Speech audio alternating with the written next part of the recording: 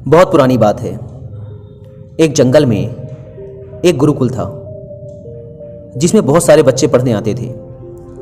एक बार की बात है, गुरुजी सभी विद्यार्थियों को पढ़ा रहे थे, मगर एक विद्यार्थी ऐसा था जिसे बार बार समझाने पर भी समझ में नहीं आ रहा था। गुरुजी को बहुत तेज से गुस्सा आया और उन्होंने उस विद्यार्थी से कहा, जरा अपनी हथेली तो दिखाओ बेटा।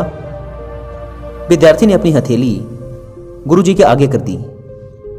हथेली देखकर गुरुजी बोले, बेटा तुम घर चले जाओ, आश्रम में रहकर अपना समय व्यर्थ मत करो, तुम्हारे भाग्य में विद्या नहीं है। शिष्य ने पूछा, क्यों गुरुजी?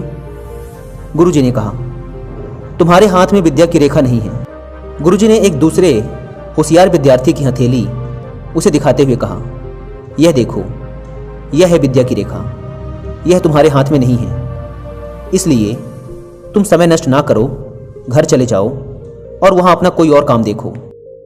यह सुनने के बाद उस विद्यार्थी ने अपनी जेब से एक चाकू निकाला, जिसका प्रयोग वह रोज सुबह अपने दातून काटने के लिए किया करता था।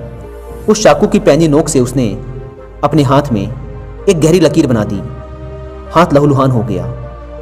तब वह गुरुजी से बोला, मैंने अपने हाथ में विद्या की रेखा बना ली है गुरुजी। यह देखकर गुरुजी द्रवित हो उठे और उन्होंने उस विद्यार्थी को गले से लगा लिया। गुरुजी बोले, तुम्हें विद्या सीखने से दुनिया की कोई ताकत नहीं रोक सकती बेटा। दृढ़ निश्चय और परिश्रम हाथ की रेखाओं को भी बदल देते हैं। दोस्तों, क्या आप जानते हैं विद्यार्थी कौन था? वह विद्यार्थी आगे चलकर महर्षि पणिनि के नाम से प्रसिद्ध हुआ, जिसने विश्व प्रसिद्ध व्याकरण अष्टाध्यायी की रचना की है। इतनी सदियां बीत जाने के बाद भी, आज 2700 वर्षों बाद भी विश्व की किसी भी भाषा में ऐसा उत्कृष्ट और पूर्ण व्याकरण का ग्रंथ अब तक नहीं बना।